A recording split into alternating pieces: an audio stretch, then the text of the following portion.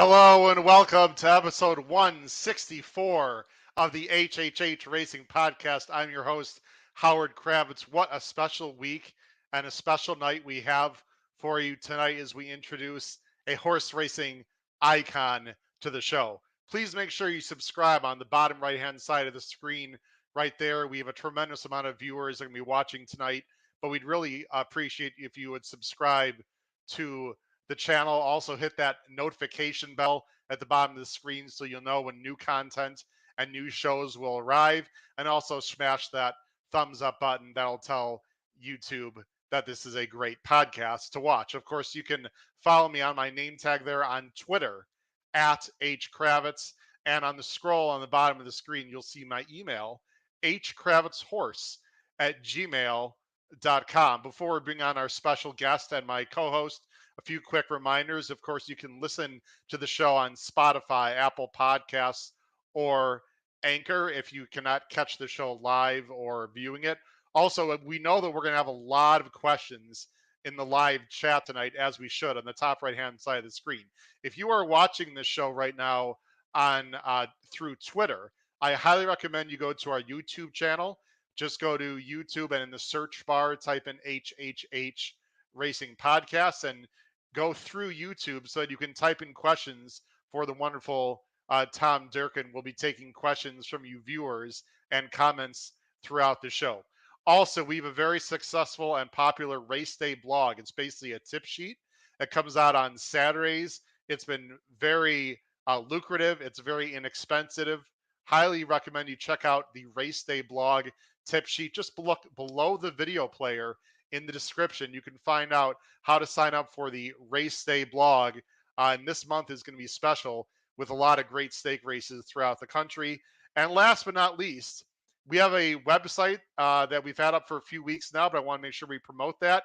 It's simply hhhracingpodcast.com. Again, our website, hhhracingpodcast.com. We have sample videos, sample race day blogs. We have pictures from our trips, information about myself and my co-hosts. It's just a great website to go to find more about the HHH Racing Podcast. Highly recommend you do so. Let's go ahead and bring in my co-host first, as our special guest is waiting in the background, and we'll bring him on in just literally about 1 minute. First, let's bring on my great co-host from Maryland. He's very excited to be here, as well as am I, to talk about our special guest tonight. It's Pete Visco. Pete, how you doing tonight? I'm good, Howard. How's it going? I'm doing great. Real quick before we bring on our guest, favorites, Tom Durkin memory or race call? Do you have one? Oh, I have them, but I'm going to keep it in my pocket until right. Tom comes on, so I can see if he comments on it as well. Well, I've done my deep dive. I've done my homework. I've actually had the pleasure, as you know, and a lot of people know, meeting Mr. Durkin for the first time about 2 weeks when I was in Saratoga.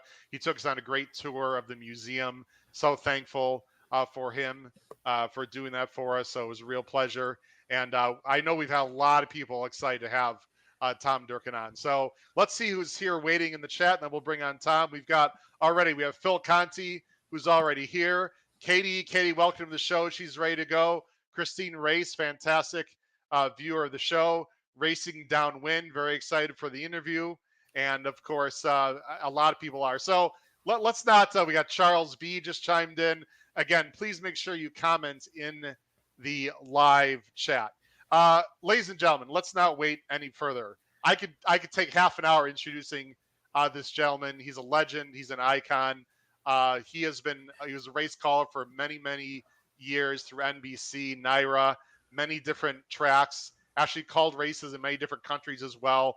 He is my personal favorite. I know he's many of your personal favorites. There have been many great race callers in the history of horse racing, but he has to be, if not near the top, the very best. It is my absolute pleasure to bring on live from Saratoga Springs, the incredible Mr. Tom Durkin. Tom, how you doing tonight, sir? I'm fine. I mean, if I can live up to that intro, geez, take it down a notch, Howard. Come on.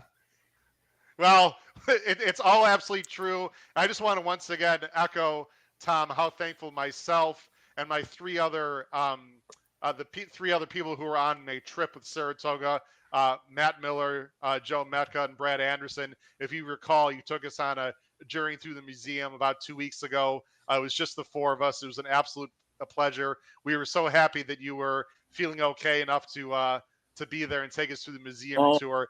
I I know get- that's a very special thing you enjoy doing, isn't it? Yeah, you were talking about feeling good. I'm still not in very good voice. I grabbed, I had to go back to the Midwest for a funeral about 3 weeks ago, and it turned out to be a COVID super spreader. And man, that took me out. And I was in the house for a couple of weeks. But you guys were my guinea pigs to see if I could make it through the tour. But yeah, I enjoy giving those tours. We do it most racing days at Saratoga, and I love being a tour guide. I just really enjoy doing it. Well, the museum's fantastic. We really, really appreciate you coming on to the podcast tonight, Tom. I know you don't probably do a lot of podcasts or whatnot, so we're all honored and privileged to have you on. I have several questions that we want to ask you. I do have some surprises as well that I'm sure you're going to enjoy. I don't Also, know. well, I'm sure you'll enjoy them. On the Unless, bottom, unless it's a girl coming out of a birthday cake. I'm not sure I can do that for you. That's I'll see behind you, Tom. It's coming behind you. Don't turn around yet. I'll see what I can do about that. And also, there are going to be questions on the bottom of the screen once in a while, Tom, from myself and also viewers. I'm sure there are going to be a lot of questions. For you viewers that are watching live, I know you have a lot of questions for Tom. If you could hold off on your questions just for a little while till the second half of the show, and we'll ask Tom as many questions as possible. Again, his time is valuable. But I would appreciate, feel free to, of course. I've worked in 8 years. What are you talking about? I'm a retired bum. What? By the way, I could not believe it was 8 years when I went back and did some research, and I've been a fan. I just cannot believe that Condo Commando was 8 years ago. It's just incredible how time flies. But Tom, let's go through a quick journey of the beginning of your life and the beginning of your career. I was very happy. I knew this before I did my research. I live right outside of Chicago. I live in the Chicago area in the northern suburbs, and I was very happy to know that you grew up in the Chicago area. Tell us a little about growing up and how you got involved in horse racing in the first place. Yeah, well, I grew up on the west side of Chicago, and I used to, go to the track. And the great announcer in Chicago for decades was a guy named Phil Georgieff. I mean, he was my idol, and I wanted to be Phil Georgieff from a pretty young age. So I used to do my Phil Georgieff imitation, and then it turned into an act where I'd stand up on the bar when I was in college, and my friends would run around the bar, and they were the horses, and I was Phil Georgieff, and I really didn't waste much time pursuing any other career path. It's a bit of a pipe dream if you're growing up and you want to be a racetrack announcer, because there's probably only 30 in the entire country, on the continent for that matter. So one thing led to another, and got very lucky. Were your horses spinning around the turn, as Phil Georgieff would love to say? That was his main saying, correct? Every race, here they come spinning out of the turn. He was so energetic, so fun, so exciting, and you would listen to other announcers from that era and prior to that, and they sound like ticking clocks. And Phil Georgieff was this gigantic ball of energy, and he seemed to me to be what horse racing was about. He was here. I didn't know I idolized Phil Georgieff. You grew up at Balmoral. I worked at Balmoral Park, but Phil, you got to know a little bit about the geography in Chicago. He called the races at Arlington in the afternoon, and then he would drive to Balmoral to call the harness races at night. Balmoral, well, with traffic now, that's 2.5 hours. Yeah, for those who don't know, Balmoral's in Crete, Illinois, which is extreme southern suburbs of Chicago. It's a hike. Very close to Indiana. Very close. Yes. Yeah, I mean, the traffic these days, especially, what he did was just absolutely incredible. Unfortunately, Balmoral is no longer, as well as Arlington Park. That's a whole other discussion that we're not going to get into. But We'll not go there tonight. no, we're not going to go there tonight. But Illinois, we still have Hawthorne, of course, and a few tracks downstate. After that, so you went to St. Norbert College, which some people might not know, which is in Wisconsin, and you were a theater major. Well, Talk a I'll little have about your. to know that St. Norbert was known as the Harvard of Brown County, Wisconsin. Of course. And talk about your decision to become a theater major. And I know you were in some plays and musicals and whatnot there, correct? Yeah, I was not a very good student. In fact, and this is not an exaggeration, it took me 52 years to graduate from college. I went there 5 years. I was I was not a good student, in high school, I was pretty good, but in college,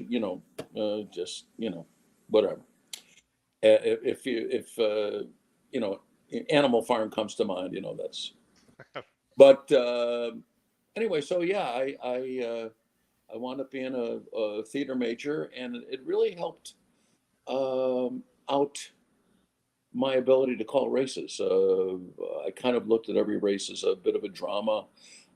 Getting up in front of people was not a problem. I grew to enjoy public speaking. But just to get back to the 52-year reference, I went to St. Norbert for 5 years, and I still didn't graduate. I was 2 courses short. Then I started working, and 3 years ago, I decided, you know what? You're such a bum. Why don't you go get your degree? So I was 2 courses short, so I went to the local community college, Adirondack Community College, took 2 courses, got A's in both, my first A's in my college career. And I got my degree. They transferred back to St. Norbert. And in May of 2019, I walked across the stage at St. Norbert and got my degree 52 years after I started. Wow. That's awesome. By the way, Pete, feel free to bring up. I'm obviously looking at many things. Feel free to bring up any comments you'd like, Pete, at appropriate times.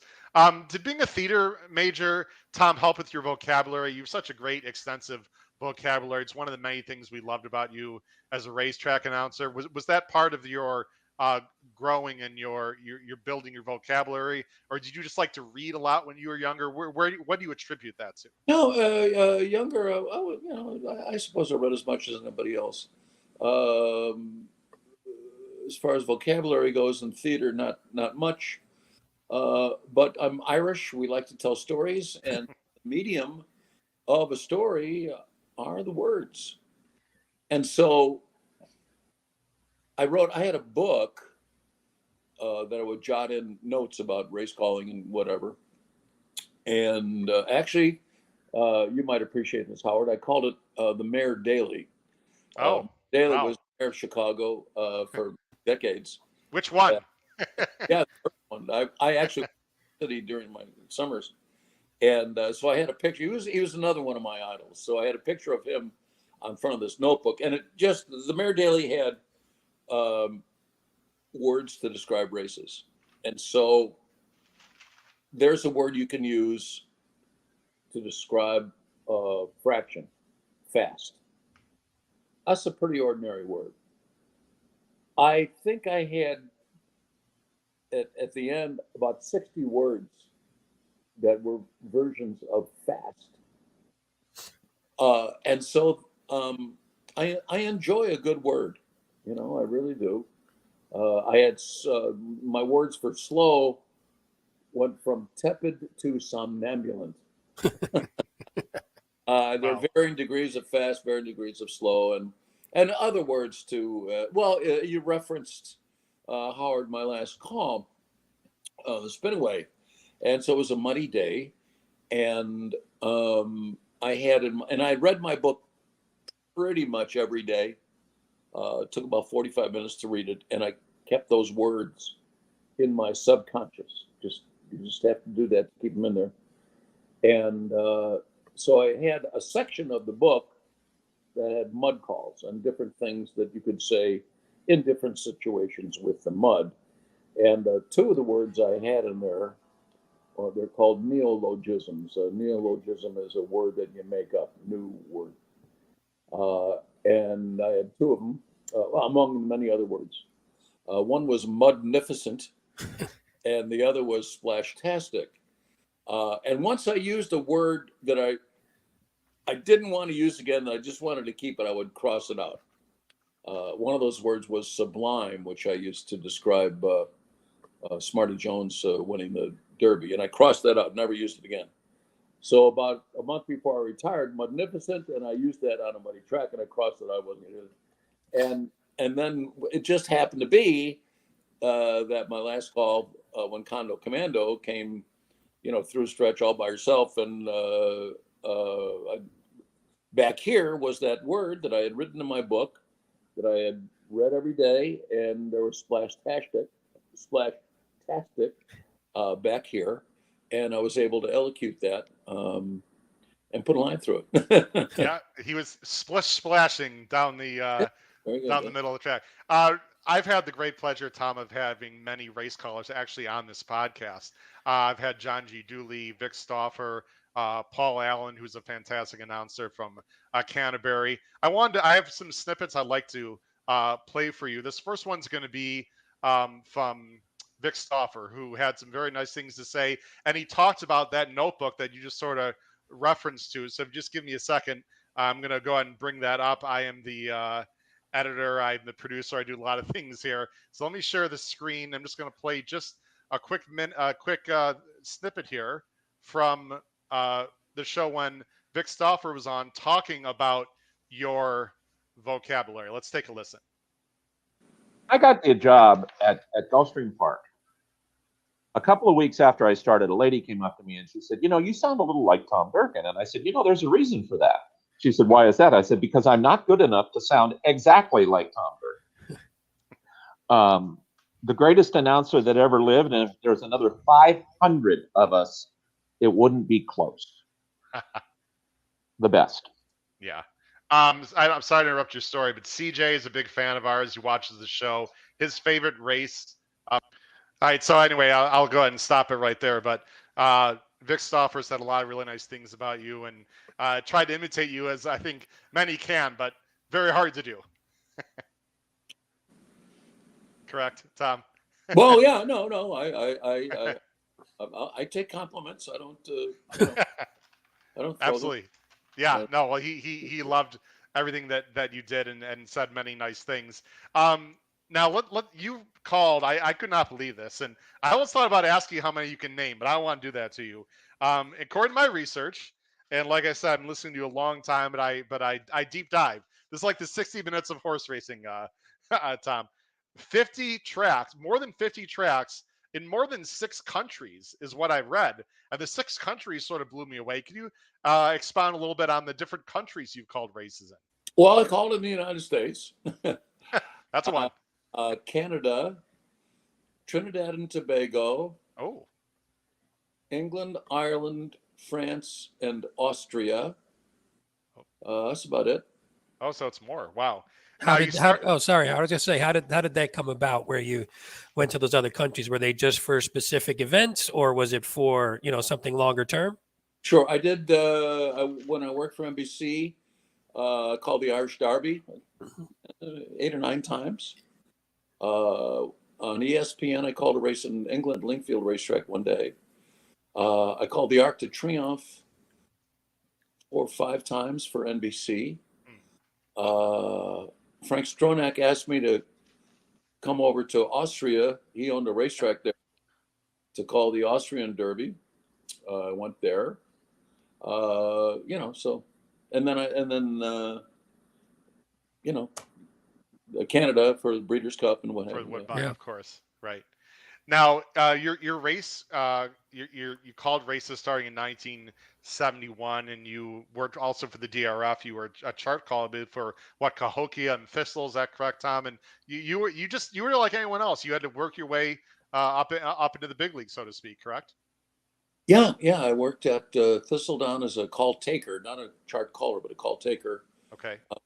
And a chart caller is a guy that basically he does what a racetrack announcer does, but he has to do it to put it in chart form. So they call much faster than track announcers do, because he's got to go through the field at the quarter, go through the field at the half, and with the margins and whatever. And when he did that, I had to jot it down and sort of like shorthand to make a chart out of it. So I did that for about a year. I worked at Thistle for just a couple of weeks. Then I went to Cahokia Downs in Fairmount Park in Southern Illinois, and then I got to know the people at Cahokia, and they knew I wanted to be an announcer. So the following year, they hired me as the announcer there, where Dave Johnson started.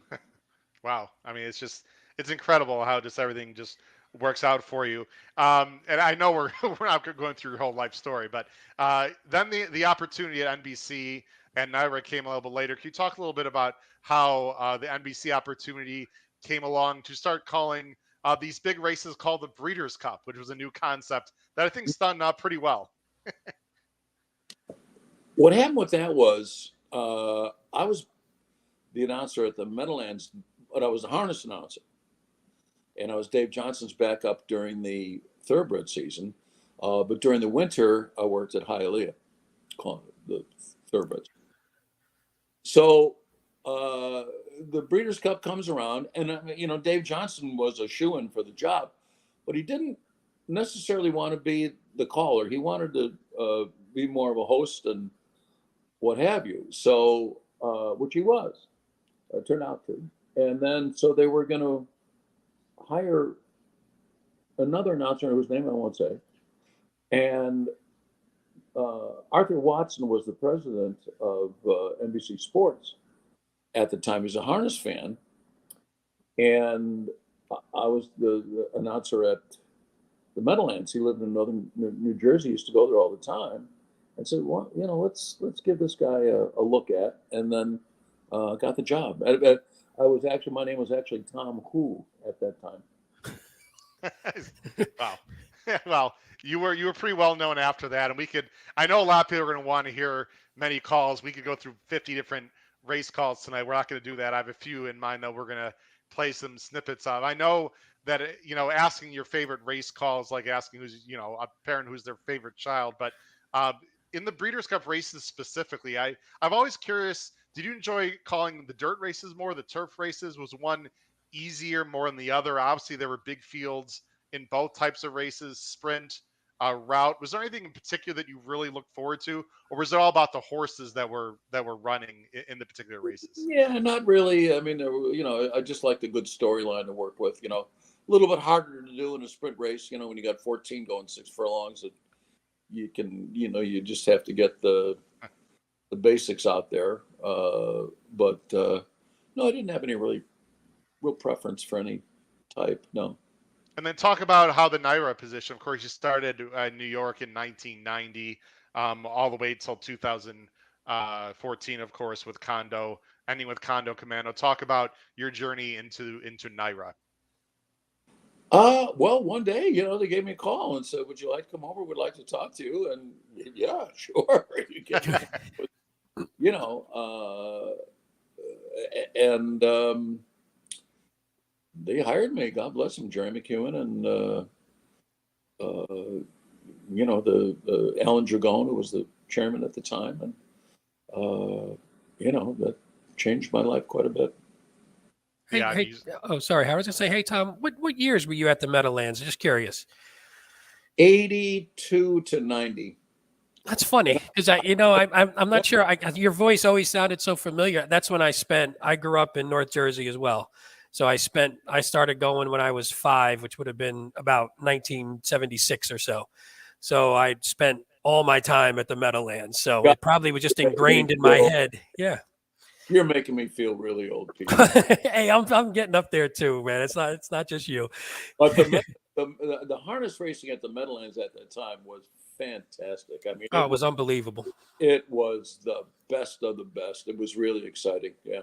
Yeah, I always tell Howard and the people on the show, I'm like, I grew up, those races were more exciting to me. Like I cared more about the big the big harness races than I did even about the bigger, probably the big thoroughbred races at that time. I mean, Meadowlands Pace or Hambletonian Day, those were the days. And I remember, we were talking about, I remember just being there, which I don't know if the years overlap. It might have been a little later, but maybe when they started breaking like the 150 barriers in harness racing. Now they're going ridiculous. I can't even believe the times they go now, but you may have been the calls for some of those. We were there for these really special nights. I have like a picture behind me of my favorite harness horses, and all of them were from the Meadowlands days. It was great stuff. It was awesome. Pete, did you bet on a Jack Moiseyev perhaps back in the day? Of course. One of the best. Yeah. By the way, a lot of great harness drivers started at Maywood, not too far from me, that are currently some of the best in the world. Timmy Tetrick, et cetera. We could get Andy Miller, et cetera, et cetera. And the Hambletonian, for those of you harness fans out there, is this weekend. There's going to be a huge favorite. That's going to be starting on the rail, by the way. Rebuff is because I like harness as well. That's going to be very tough to beat, very talented a trotter.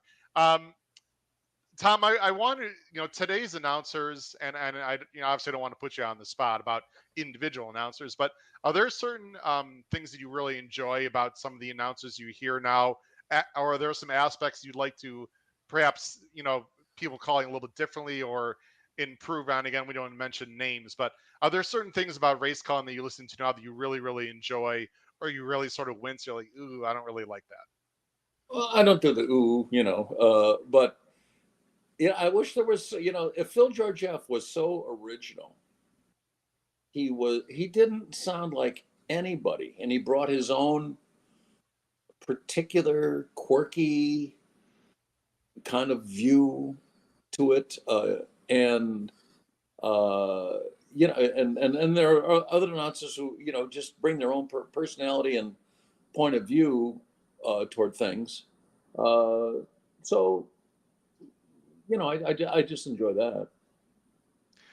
One of the sort of quirky announcers original is Paul Allen. I'm assuming you're familiar with him. He's been calling for a long time. He started at Bay Meadows in California. He's been at Canterbury Park, which, by the way, is a fantastic track that I had the pleasure of being at for the first time. He's a big admirer of yours, and he was also on my show. And I asked him what his favorite race call all time was. So I'm going to go ahead and bring up his opinion of the favorite call of yours, and then we're going to watch a little bit of it if you don't mind. So we bring up, again, this is Paul Allen from last year. Fantastic race track announcer. Typical Paul Allen, if you know Paul, Tom, just, kicking it back very casually. But this was Paul Allen talking about his favorite race call, not of yours, just his favorite race call ever. And here's what's up. Hold on, I want to make sure. I'm sorry. I want to make sure I put on the sound. Let me check that one more time. I apologize. Okay, now we've got the sound on there. All right, so this was Paul Allen talking about his favorite race call. I'm in a while, sadly, but Trevor would hit me with, I like this, I don't. But bottom line is, I started at Bay Meadows, and I was trying to be Trevor, and it just wasn't working. And Mr. Liebau, stuck with me for 94, and then I got hired at Canterbury, and it all kind of took off in Minnesota.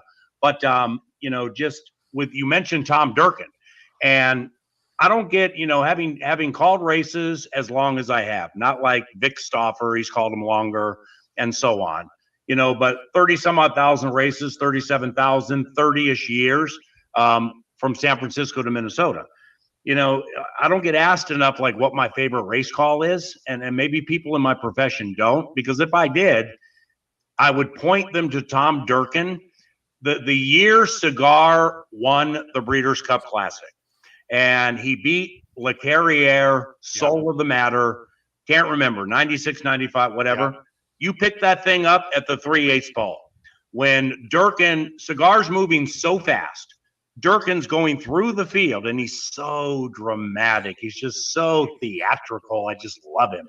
And blah, blah, blah. Free prolongs to go, Cigar! And he makes his move.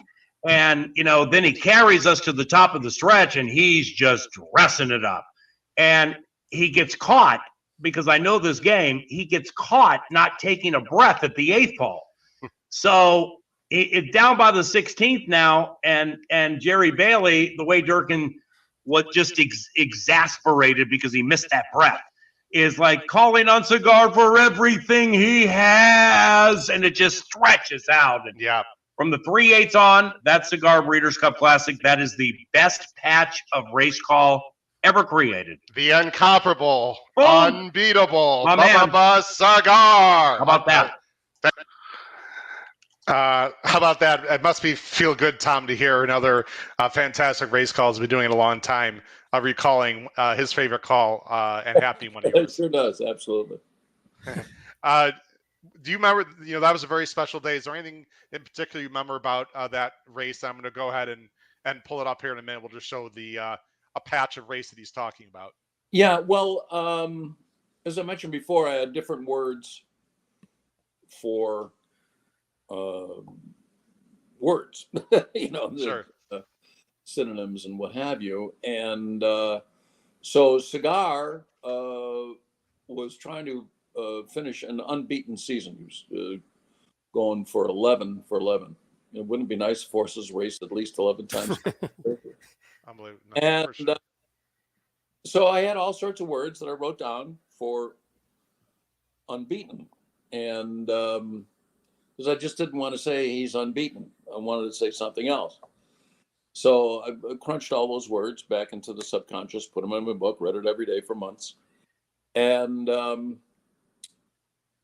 but you said incomparable, and most people thought I said incomparable. I said unconquerable. Ah, okay. I'm sorry about that. And that was the word. No, everybody just sounds like incomparable. But three of the words I had for unbeaten were unconquerable, invincible, and unbeatable. Cigar. And so they're coming down to the finish, and he's going to win. He's out there by himself, and I've got plenty of time to stretch it out. So I had time for more than one word. I had time for three. So that's how it became unconquerable, unbeatable, invincible. Let's take a look, folks, at we're going to watch a last minute of that race. Tom, I know you've seen this 1,000 times, but we have some younger viewers on the show that might not have seen this. And whether you've seen it or not, ladies and gentlemen, it was just a fantastic moment in horse racing history. This is Tom Durkin calling the 1995 Breeders' Cup Classic with Cigar. A break of 3 to Jed Forrest, followed by Tinner's Way. Concern is still last. 3 furlongs to go. Cigar! Cigar makes his move, and he sweeps to the lead with a dramatic rush with 3 furlongs to go. And Jerry Bailey turns him loose, and he guides him down to the rail as the field turns for home. Unaccounted for down inside, a quarter of a mile between Cigar and a perfect season. Coming down to the last furlong with a 2.5 length lead. And Jerry Bailey calls on Cigar for everything he has. The Carrier is awakening second. On the inside, unaccounted for. On the outside, Solo the Manor. And here he is, the unconquerable, invincible, unbeatable Cigar. He has won it, and look at this time over this racetrack, 1:59.2. I mean, it was an incredible effort and very fast. It was a very dull racetrack that day, correct, Tom? Yeah, there was a question as to a little bit after you cut the video there. There was a question as to whether Cigar would be able to run in the mud, and he certainly proved that he could that day. I think the run out of the call was he beat all the horses today, including Mother Nature. It was a great call. I mean, there's so many unbelievable Breeders' Cup calls. Sunday Silence Easy Go or Gulfstream was actually my first Breeders' Cup Classic that I saw. I was not. I sort of got late into the game myself, Tom, as a fan. I actually started as a harness fan and didn't really get into horse racing until my later years in high school, and that was the first Breeders' Cup Classic that I can recall watching on TV. That was a good one.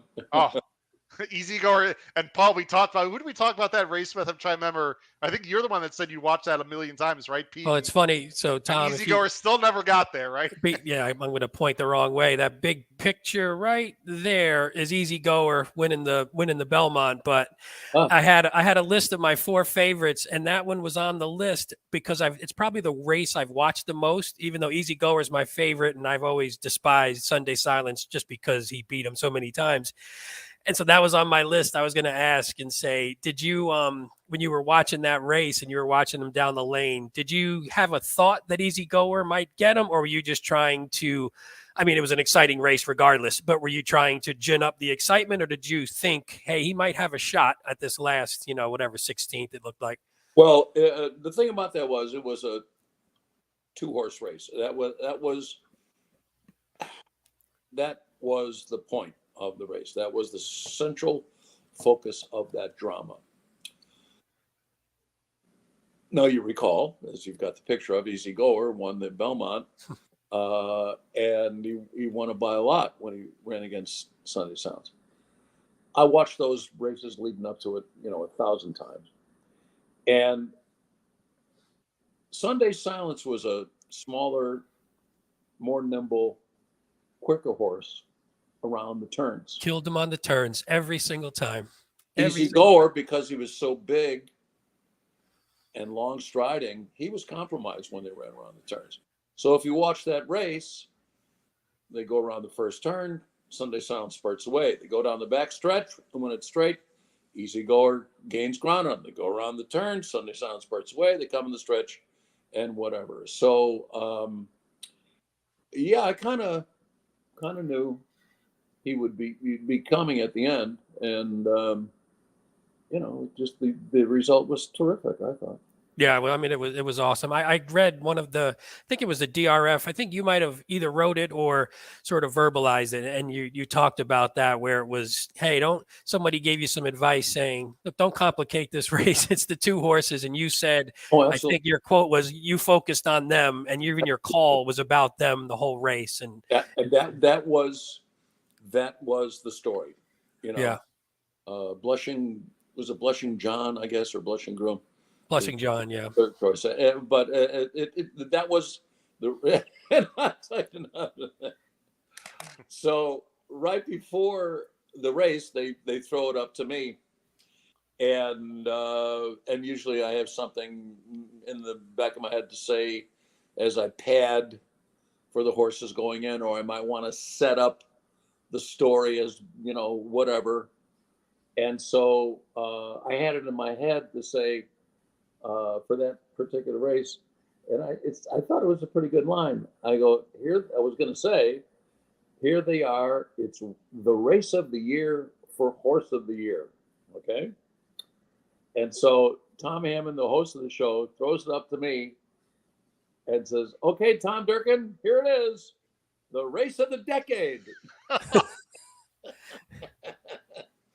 And but race of the year was kind of decimated by that. It's so funny, yeah, because I remember you did you actually say it when because I remember that because I remember they always called it the race of the decade, but I can't recall because I don't know if I watched the beginning as much. I tend to watch the race itself. I wanted to say race of the year for horse of the year. I don't think I did, but you didn't. Okay, you audibled on the last second. That's awesome though. Yeah, it's funny. That's the race I've probably watched the most, and I always say on this, when we have these shows, I'm like, I still root for him to get up, and unfortunately he never does. But what are you going to do? But once he got it at Belmont Park, with those big wide turns and wide turns, long stride, he was not compromised by the turns of a 1.5 mile racetrack at all. No, not at all. Too bad they only ran on that one once against each other. It might have been a little closer. Well, if you've been on a go, too bad. Yeah. Tom, another one of your favorite calls, and I think you've mentioned this. I think I shouldn't say an underrated call, but it was not a Triple Crown race. It was the 2002 Test Stakes with you and Carson Hollow. Oh, yeah. I still remember that race to this good. day. I was at that point, I was a bit of a younger racing fan, and it was unbelievable. Just coming up the rail, just an incredible race. Didn't quite get there. We're going to show the last minute of and I bring this up also, Tom, because of course this weekend, is the Test Stakes and the Whitney, of course. So I'm sure this week of the year is always special for Saratoga fans. So let's bring up the 2002 Test Stakes, and then actually, I think we'll have the sound on, and then you can talk a little bit as well about this call as well. One of my personal favorite calls, and I believe one of your favorite calls as well. The 2002 Test, a battle during the entire length of stretch between you and Carson Hollow. Favorite U is last. The favorite U is last with 3 furlongs to go. The half in 44 1/5 seconds. They're moving toward the quarter pole. It's still Carson Hollow. Carson Hollow is the leader. Here comes Spring Meadow. Spring Meadow with a burst of energy trying to come on through in between horses. Oh, and she got shut up. You trying to squeeze through on the inside. Oh, a daring move there by Jerry Bailey. And on the far outside, Proper Gamble. Bold World in with a fighting chance. 1 furlong to go. And here comes you on the inside of Carson Hollow. And these two are nip and tuck. There's absolutely nothing between them. You's in so tight. Carson Hollow is unwavering. These two in a dramatic finish. It's a photo finish that doesn't deserve a loser. You and Carson Hollow in an absolutely thrilling renewal of the Test Stakes. Spring Meadow was third. The final time was 1 minute, 22 seconds and 4/5. What an unbelievable race that was, Durkin. And Jerry Bailey, just one of the best, come up the inside. Any distinct memories about that particular race or call? Well, it is, well, photo finish. It doesn't deserve a loser. I mean, it's just both of those horses were so incredibly brave, and Carson Hollow ran fast all the way, and it took them a long time to separate those two with the photo finish. It was, and I remember Carson Hollow came back. They had just posted that use number on top, and just about then Carson Hollow got back to the winner's circle, got a standing ovation for losing, which Wow. doesn't happen at the racetrack very often. No, I did not know that. One other call I just want to mention. We're not going to show it. Just another one that just brings tears to my eyes when I watch it is Tiz Now. Tiz Now was one of my favorite horses. Of course, when he won in 2011, Tom, in the Breeders' Cup at Belmont, one of our co-hosts, Paul Halloran, who's not here tonight, was actually there seeing, unfortunately, the snipers on the roof. It was right after 9/11. If Tiz Now wins it for America, can you just talk a little bit about how emotional that race was and just the atmosphere of that day? Well, being in New York, I mean, it really hit home. That was the first international sporting event to be held in New York City. Following that, I lived literally a stone's throw from Belmont Park, and a lot of people from my neighborhood were firemen and people that worked in the Twin Towers, because it was just outside of Queens, and there was a Long Island Railroad station right there. And from my parish, Our Lady of Victory, 33 people from that neighborhood died at the World Trade Center. And all those weeks leading up to it, there were funerals, and there was just a pall over that event. And he was running against a horse, from the Middle East. There was that, but there was, and I don't think it was a jingoistic statement. It was the story, It was Saki, correct? Who actually had won the ARC, I believe. Yeah. Is that correct? Yeah. And anyway, it just sometimes, it's a story. You got to go with the story, and that the fact that 9/11 had just happened, and that was a big part of the story, and Tiz Now was representing our country, and it was just part of the story. Yeah, it was just an incredible race. Tom, I have one more question for you. Then we're going to have our famous 10 minutes to post segment on the show, which is 10 fun rapid fire questions. And then those of you at home, we will start taking questions from you shortly. So again, please do not put them in the chat quite yet. Those of you watching from home, I'll let you know when, but we will be taking your questions shortly. Tom, everyone probably wonders, what are you up to now? I know you're still very active, in the horse racing business. You have been an owner in the past. Do you go to the track often? Talk about what you're doing these days.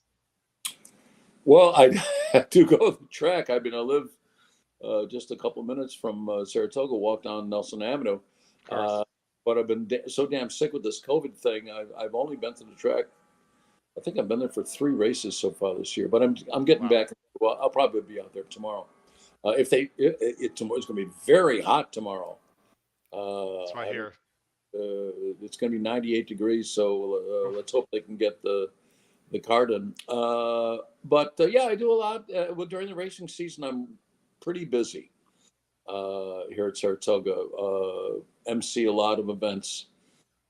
The Hall of Fame, which is coming up, correct? You'll have to see that. That's coming up on Friday. Right. Just wind up doing a lot of emceeing. There's a lot of charity events that go on, horse racing charity events that go on at Saratoga. So I do a lot of those. Do tours at the museum every racing day. I'm on a couple boards. The Backstretch Employees Assistance Team, BEST. I work with them. The Empire Racing Club, and just a lot of stuff. None of which pays, but I enjoy doing it. And they should pay you at the museum because you did a great job on our tour. They should pay you for that. No, I love doing the tour. I do enjoy it. Hey, Howard. I was just saying. Go ahead. Never mind. You go ahead. I'll jump in after. Are you planning on being a drunken Santa Claus again? You'll have to tell the viewers what I'm talking about, Tom. Well, please mention that it was a play. Oh, it was? Wait a minute. Let me check my notes. Oh, a play. I'm sorry. We just thought you were walking around the track like that, Tom. Come on. I must have misread. I'm just kidding. Go ahead. Was in a local theater. Yes, local theater of Miracle on 34th Street. I also was Mr. Macy, as well as the drunken Santa Claus. So at community theater, play a couple of different roles. Yeah, I enjoyed that. That was a couple of years ago, but I've been waiting to find a part, with the community theater here that, I could play. I don't want to do any dramas. I like comedy, and Sure. there just haven't really been any good parts for me. I can't sing, so that's not all the music. If you're listening, give Tom a call. You also performed, I think, in front of the Philadelphia. Is it Philharmonic or their orchestra? You did Philadelphia Orchestra. Yeah, that was concerts with them, correct? Yeah, I did 2. I was a narrator during. That was a thrill. I'm a classical music weenie. I've been going to orchestral and symphony concerts since I was in high school, and to be on the stage with the Philadelphia Orchestra is quite a thrill for me. Oh, I'm sure. And by the way, Tom also won an Eclipse Award in 2015 as well. I could go through many of the awards. Tom, we're going to ask. We're going to sort of not end the show, but get towards the end of the show with our very quick, popular segment. It is called 10 Minutes to Post. 10 Minutes to Post. These are going to be 10 rapid-fire questions, Tom. You can answer them in 30 seconds or less, and then we'll take questions from the viewers. So again, if you're watching at home, be ready to ask some questions here right after our 10 Minutes to Post segment. Of course, we're with the incredible. I need it before I get into this. Okay, go ahead. There. What are we drinking tonight, Tom? What are we drinking tonight? I'm drinking a Chianti Classico. Ooh, very nice, very nice. I'm drinking a Classico Aquafina. I have to get some Saratoga. Hey, we got to get them as Tom. We got to get him as a sponsor. Look at this. What's going on? Cheers. I used to live in Italy during the winter months, and I went to the local store one day, and I wanted to get some. You can buy wine in the grocery store. You can buy wine, at every store there. The furniture store, you can buy wine. So I go, and I compared the prices. The wine was cheaper than the water. Of course. Wow. Only in Italy. Probably much more drank either as well too. Definitely. Unbelievable. Hey, Pete, if you have the chance to, I don't know if you're on your laptop to take care of some of the comments that you'll Oh. when you look at me, you know what I'm talking about. Yeah. All right, Tom, on the bottom of the screen, here we go. 30 seconds or less. Question number 1: what was the first moment you fell in love with horses or horse racing?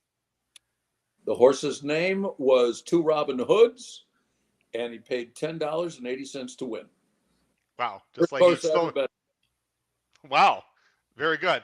The best. This is an impossible question, but is there one particular, not a call, but an actual event that was the most memorable for you attended? I'd have to say the Arc de Triomphe, or the Irish Derby. I'm actually a citizen of Ireland, believe it or not. But oh wow, did not know that. Going over there to call those races, that was pretty spectacular. I mean, when you're up in the announcer's booth and you look out over the infield and there's, Sacré-Cœur and the Eiffel Tower, that's pretty heady stuff. I have not had the opportunity, but I'd like to someday. Tom, if you could go back in time and see one horse race in person that you weren't able to view. Secretariat's Belmont. I was Got to be that one. That day at the Wyawega County Fair. Wow. I couldn't go. Where was that, Tom? Wyawega, Wisconsin. Don't you know? Come on. Sorry, I'm not familiar. Where is that? Point in west of Jefferson. You don't know where Wyawega is? No. I'll have to look it up. Sorry, he's not a real Midwesterner, Tom. He's not a real Midwesterner, I guess I'm not obviously. A worthy Midwesterner, No. Pete, I'll have you ask this question. Pete? What was your goal for every race call? Now, what I mean by that, Tom, is did you make it a point to try to name every horse through the race? Make sure you named, who was winning at the top of the stretch, where you wanted to make sure you got the first quarter time? Was there something in particular, no matter whether it was a 20 maiden claimer or a grade 1, that you're like, I must make sure I do this? Not screw it up. That was the. I would use a number that begins with F, but I would say not screw it up. Well, I won't play the code. Vic Stauffer basically I asked him what his best advice that he ever got, and basically said, as long as you don't say F during the broadcast, you've done a good job. That was basically his particular goal. Tom, I also wondered, the timing of races has changed. They, of course, are now out to the hundredths of a second. I don't believe they had that when you called. No, they did at the end. The last 4 or 5 years. They did. Okay. Yeah. And I know you didn't believe in calling the decimals. You were good with just 22-1 or 22-2. How do you feel about that in general? Well, first of all, I mean, to say 22.92 as opposed to saying 22-4, people that are in general conversation about races just say, "Oh, you won a half and 44-2." Yeah. People don't normally in normal conversation say 40. He went to half and 44.61. It just doesn't fall trippingly off the tongue. And there's that basic point that a fifth of a second is a length. So I just kept it simple. Pete, go ahead. The one call you wish you could do over again. If there are any. Mind that bird, the Kentucky Derby. I mean, I picked him up late. Picked him up late, yeah. And I wish I could have had that one back. Tom, I wish you never saw him at all, because I had Pioneer in the Nile. I wish he never. You're not alone in that, Pete. Well, the thing about that, I knew I was going to screw it up right from the beginning, because WinStar had 4 horses in that race. Wow. And I asked the guy in charge at Churchill, what different color caps were they going to put on the 4 WinStar horses? He was, I'm not changing them. And I go, how am I going to tell the difference? How's anybody that bet on the race going to tell the difference? He goes, those guys paid to get in the race, they can wear whatever they want. And, so I had to keep my eye on 4 different WinStar horses, white silks, white cap, throw some mud in, and you screwed up. I mean, it's, I wouldn't say you screwed up. I mean, it's impossible. Coincidentally, Tom, I had brunch while I was at Saratoga. I was at an event, and I met Travis Stone for the first time, and he talked about this year's, Rich Strike call and how much it was just an absolute, nightmare for him. And so I'm sure you feel his pain, because Rich Strike was also not easy to pick up coming up the inside there in this year's Derby at a huge price. So similar to yours. Yes. Yeah, absolutely. All right. A few other quick questions I'd like to ask you. Bucket list track or race day event you'd like to attend, either in the United States or overseas? I suppose I'd like to go to Ascot, my Irish self, and paying homage to the Queen aside. But that seems like a pretty cool event. Pete, I'll have you ask this question. You have to win one race for $1 million as a racehorse owner. Which jockey in history do you want taking them out? Angel Cordero. He was the best. That's a good one. How many racing titles did he have at Saratoga, Tom? 13. Wow. Unbelievable. By Richard McGlory, by the way, who I'm a big fan of, also won several titles, does a great job on Fox. We have 3 more questions, and then we're going to get to viewer questions. Are you okay with that, Tom? Time-wise, are you good? Yes, I'm fine. I'm a Terrific, retired. thank you. I don't have a job. What am I on? Okay, well, listen. He's got to audition for that play they're doing for him tonight. I didn't know if you had to go to the wine cellar and grab another bottle before we keep going on here. Are you more a vertical or horizontal bettor, Tom? I am vertical. Yeah, and sometimes not even that. I just prefer betting. Actually, old school across the board stuff. I don't. But I'll bet exactas. Not so many trifectas, but exactas about as exotic as I get. And of course, it's really important to watch race calls. They dedicated something at Saratoga in your name to watch the replay center. Is that correct, Tom? Yes. When I retired, yeah. Yeah, which is really cool. I saw it. As someone who watches a lot of replays, I thought that was really cool that NYRA did that. 2 other questions, Tom. Your favorite non-horse racing sport event you've ever attended? I saw the last 2 games of the Mets 1986 World Series. Wow. And I've been to a couple Super Bowls, but the World Series did it for me. Are you a fan of a particular professional team that you like to follow? I used to be a Cub fan until they traded away all 3 Hall of Famers. We won't get into that. But they won the World Series at least. They at least they did that. So They did that, but you know what? Anybody can have a bad century. Exactly. Last question, P. I want to have you ask this, and then we're going to start taking questions from the viewers. So again, those of you watching at home, I know some of you started asking questions. You can go ahead and start putting questions in the live chat, and we'll get to as many as we can. But here's my last question for you, Tom. Or actually, Pete, go ahead.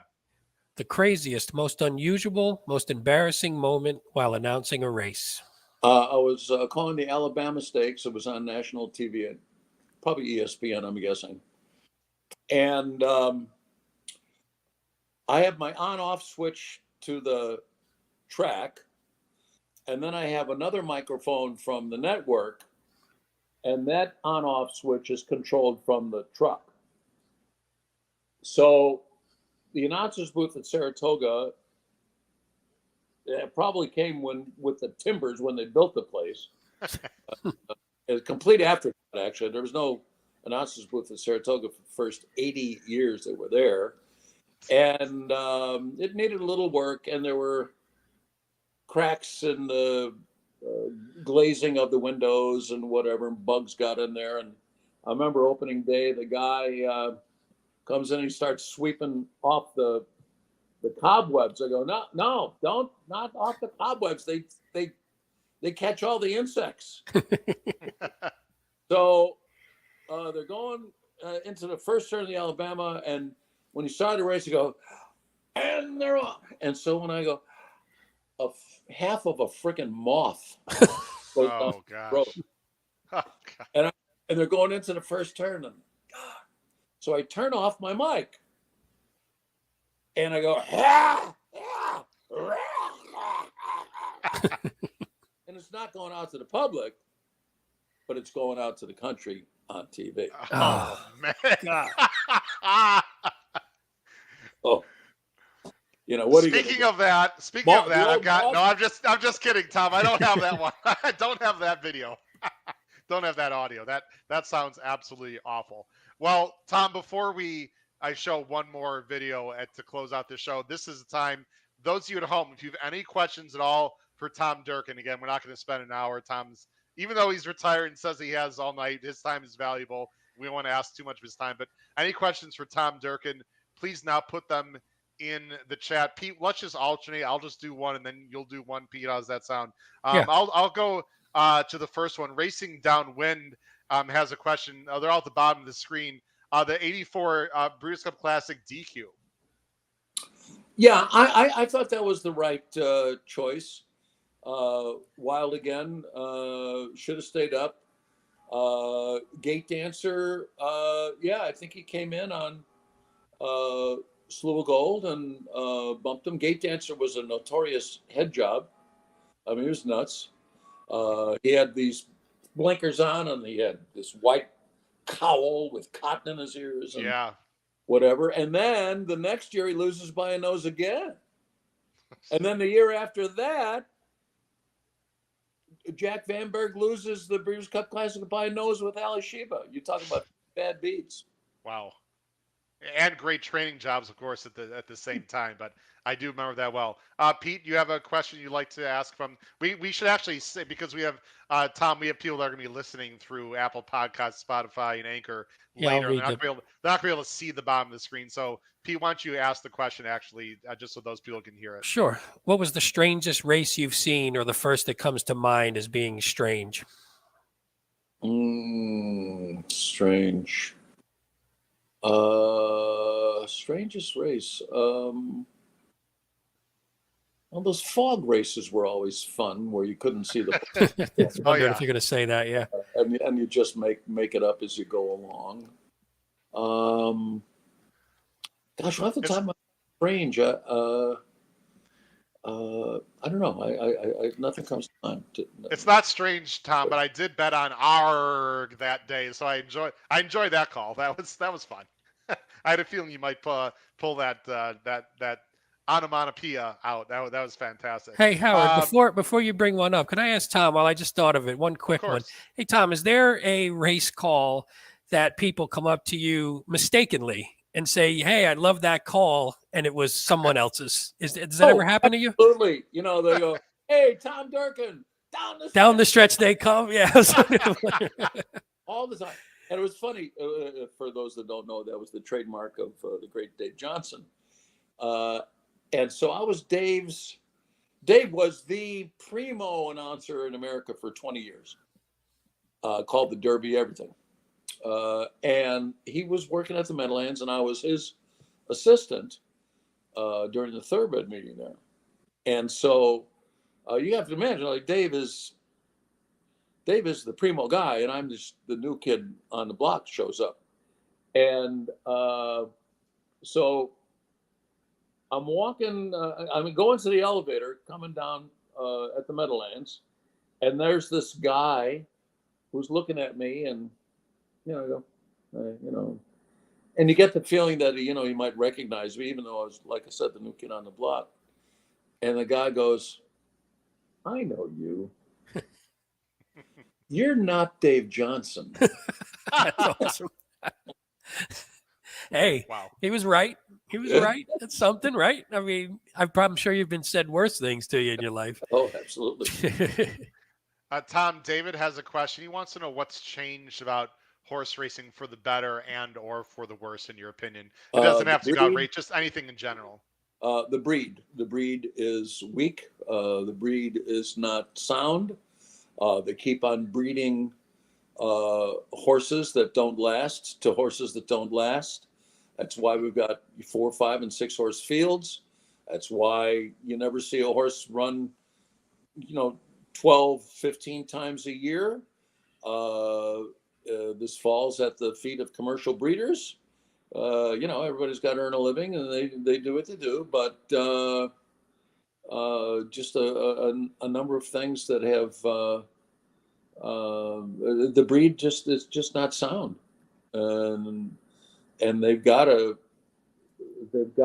so narrow. All these horses are like Into Mischief. Into Mischief, I think, is the leading sire right now. What, he raced 3 times? Yeah, I think so. crazy. Yeah, it's a problem. The small fields are certainly a problem. Well, People, I the think, will problem is take. because the horses don't last. The Yeah, they problem, don't. the Yeah. horses, they run every 5 weeks instead of every 2 weeks. Well, And it's then funny. It's fun. Oh, sorry, Tom. Go ahead. or they're done. Well, you don't get to see like I think one of the most famous calls you had was Ferdinand and Ali Sheba's Breeders' Cup Classic, and nowadays you barely would see. You're generally not going to see two Derby winners even make it to that next year to where they're both still racing at that point. So you sort of miss out on some of those natural or organic rivalries that you might have had. Yeah. So I don't know that there's a way out, to tell you the truth. Pete, is there one other question you see in that will go ahead? Yeah, that's a good question. Yeah. Go ahead, Pete. How hard a call was it for you when Birdstone won the Belmont? Your voice went so low. All right, two points about that. I was a big Smarty Jones fan, and I actually thought he was going to win the Belmont by so much that he might win the race as much as Secretariat did, 31. Wow. So the night before the race, from the maintenance department, I got what's called a surveyor's wheel, and it measures distance. So all this research I did said a length was 8.75 feet. And so I marched off 31 of those, and I put a little piece of red tape on the rail so that if and when Marty Jones wins, I can say he won by more than Secretariat. That's how good I thought he was. Jockey gave him a horrible ride. They went the third quarter of a 1.5 mile race in 22-2, and that was that. Birdstone won the race. And a few days before that, a guy named Richard Sandomir from the New York Times came over to write a preview of the race and interviewed me. And, we gave him the whole spiel about how much I like Smarty Jones and whatever. And so I read the story the next day after Birdstone wins, and the call went, and Birdstone wins the Belmont Stakes, a certain way. So Richard Sandomir, who did a review of the show, said it was the most non-celebratory win call in sports history. But it was great. I mean, I think that's the great thing about your calls, Tom, in general, why so many people love you and your calls. It's just you bring the emotion, you keep it real. You weren't carbon copies. You'd have to believe that 75%, whatever percent you'd like to throw out there of the country was feeling the same thing you were at that point in time. Yeah, I mean, there's stories, and you get involved in them. Absolutely. Pete, was there one more question, or we want to just go to a final video? No, actually, if you don't mind, I had two races. I just wanted to ask Tom while we have him, Sure. just so I can get his take. Tom, the 1998 Breeders' Cup Mile, DeHaas. The call, I assume you remember the line. I assume you remember the line, obviously. Was that something you came up with on the spot, or did you have that one in your back pocket just in case?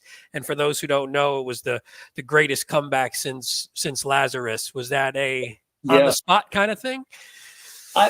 I doubt it. I mean, I doubt probably had that down there, because that was one of he hadn't DeHaas basically hadn't run in 2 years.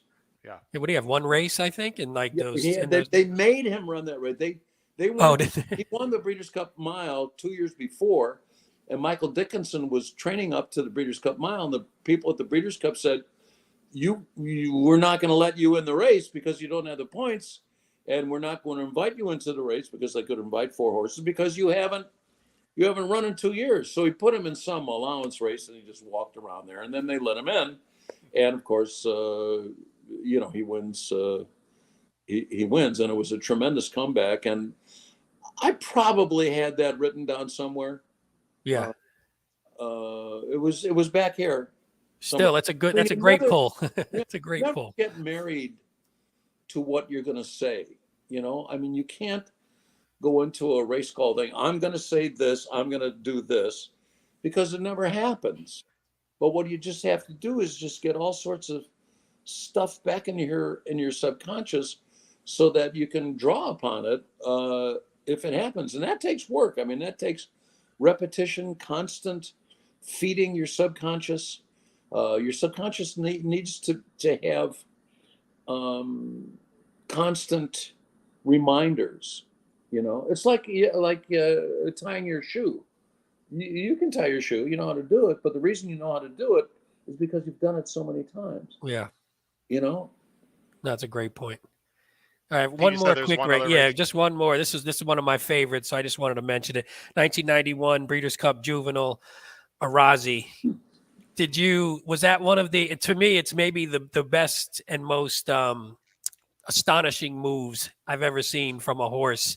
And your call, because I think you were, and like you do normally, you would say, "Hey, this is going to probably be a match race eventually between Bertrando and Arazi." And your call was, and Arazi runs right by him, and that's one of my favorite calls. Was it shocking to you at the moment that he just sort of blew by him like that? Oh, absolutely, yeah. I mean, Bertrando would not that year, but he would go on to be a horse of the year. I mean, he was a good horse,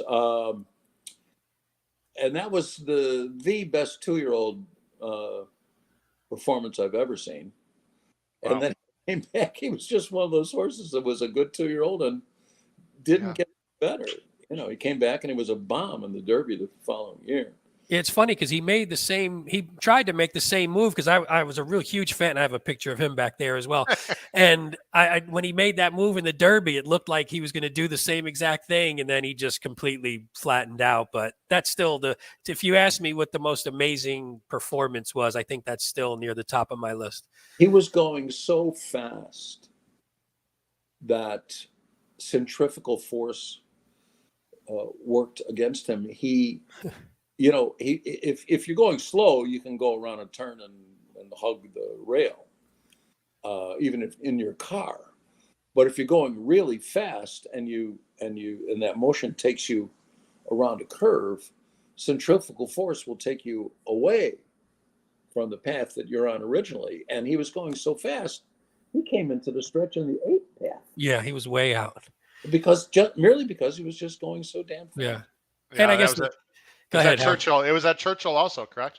The juvenile win. Yeah. Tom, before we show, thanks, Pete, for reminiscing on those calls. Before we show our last video and end the show, Tom, I wanted to get your opinion on something this weekend, because, of course, there's a big race, and I know you obviously still follow horse racing. Who do you like in the Whitney, so people can win some money? I really like Life is Good, but he's just so impressive, and there's not a lot of speed in there, and it's a short field. If it does, a Happy Saver, I think, is going to scratch if it rains, and it might rain. Tomorrow it's going to be so damn hot here. It's going to be 98 degrees. Yeah. I think a front's coming through, and there's a chance of showers throughout the weekend, on and off. It's hard to say right now. Yeah. I mean, all bets are off if it rains, but I mean, Life is Good. It's just he was invincible. That's gonna be a great race, and Olympiad is a real nice Olympiad. horse. Yeah. I mean, Olympiad's a terrific horse as well. Tom, I'd like to end the show, if you don't mind, with your final call. We're gonna watch it in its entirety. It's the video on YouTube where they have you in the upper right hand corner, so they have like a double box of you watching the race. I'm sure you've seen this 1,000 times, but I think it's a perfect way. 8 years ago. I can't believe that. This is crazy. Tom, I honestly could not believe this is the 2014 Spinaway. I just couldn't believe it's been 8 years. It's a great call.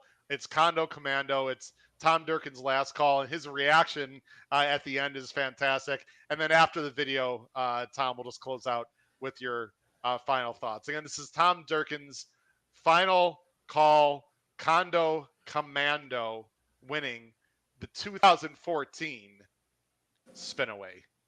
Enjoy his final call, everyone. And they're off. Bonnie K breaking for that lead from that far outside post. Between horses, Darling Sky and Winter Dawn, and they are racing toward the front down the backstretch run. Condo Commando squeezes through an opening down toward the rail. She's looking for the lead, too. By the Moon is now running in fifth. Angela Renee has come out sixth. She's only about 4 lengths from the lead. Then a break of 4 back to Lady Zuzu, and Raya Binka trails the field. In the slop, a quarter and 22 and 2, and it's Condo Commando. The leader as the field moves into the far turn. Bonnie K is on the chase second. By the Moon on the outside. Angela Renee's trying to come on through between horses. Down toward the inside, Darling Sky. Around the far turn, Condo Commando doing it easily, opening up a 2.5 length lead here. Ran a half in 45 and 4/5 seconds. So it's Condo Commando to catch as they come to the top of the stretch. By the Moon is chasing her. Angela Renee has dropped 7 lengths off the lead. Then farther back, it's Darling Sky, and it is Condo Commando splashing down the stretch here at the Spa, and she's all alone for the final furlong of the spinaway. And then it's By the Moon, and farther back, Angela Renee coming down to the finish. Condo Commando was splash-tastic. By the Moon second. Angela Renee third.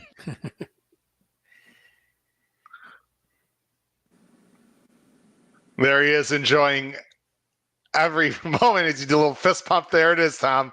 Boy, that was just so cool. My only disappointment was I was hoping for a photo finish, Tom. It was a blowout victory, but nonetheless, I was very emotional. And the ceremony afterwards was fantastic. And the sun, coincidentally, Tom, came out just in time that day, didn't it? I left the booth and I had an umbrella and it was raining sideways. And by the time I had made my way down to the winner's circle for that very touching ceremony, the rain stopped and I got to give my speech without an umbrella. Yeah, it was good. And Tom, the last thing that I want you to comment on is in your speech, you thanked the fans. That was the main thing it was very heartfelt. It was very emotional. Talk about what the fans throughout the years have meant to you throughout your career. Well, I mean, there's no horse racing without horse players. That's just the beginning and the end, and that's it. You know, I'm proud to be a horse player, and you know, you can't. We should do everything we can for racing fans. I mean, nobody's got a job otherwise. Tom, I can't thank you. Pete, any final questions or thoughts for Mr. Durkin? I feel guilty saying Tom.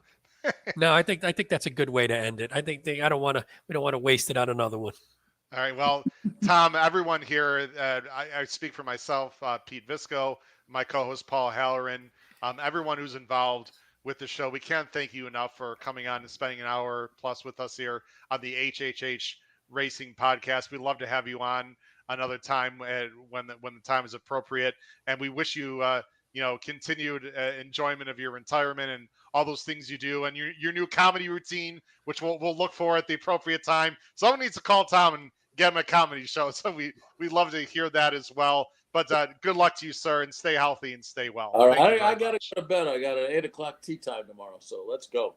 All right, well, even better. Keep your head down and hit the ball straight, and good luck tomorrow, Tom. Thank you very much. Hey, I'll tell you one more story just before we go. One more. Oh, story please. About the golf. So I'm hosting a owner view event in Lexington, and our guest speaker is Gary Player. Wow. And so I introduced him. He comes up, gives a speech. It's a pretty long speech, and he gave advice to everybody about doing everything: how to raise your kids, how to raise a horse, how to save money, every other thing. So he exits the stage and he goes, sits in the front row. And I go, Gary, thank you for all that advice. I really appreciate it. And this goes to what you said before. I says, all that advice, thank you. I want to give you 2 pieces of advice, Gary. 1, keep your left arm straight. 2, keep your head down. And Gary, you do that, someday you could be a good golfer. Good advice. I'd say he probably did that a few times in his career. What an Once or unbelievable twice. guy. Tom, thanks for sharing everything with us. We really appreciate it. Pete, I think it would be appropriate to leave Tom on the show as we end. Tomorrow night, everyone, we have Andrew Champagne, a fantastic handicapper with us. It's going to be a half an hour earlier. It's going to be 7:30 Eastern Standard Time tomorrow, Thursday night. We're going to go through the late pick 5 at Saratoga like a glove. So please join us tomorrow night, Thursday, 7:30 Eastern Standard Time, with our special guest, Andrew Champagne. For Pete Visco and fantastic Tom Durkin, this has been Howard Kravitz of the HHH Racing Podcast, episode 164. Everyone have a fantastic evening. Thanks for joining us, everyone. Good night. Thank you, Tom.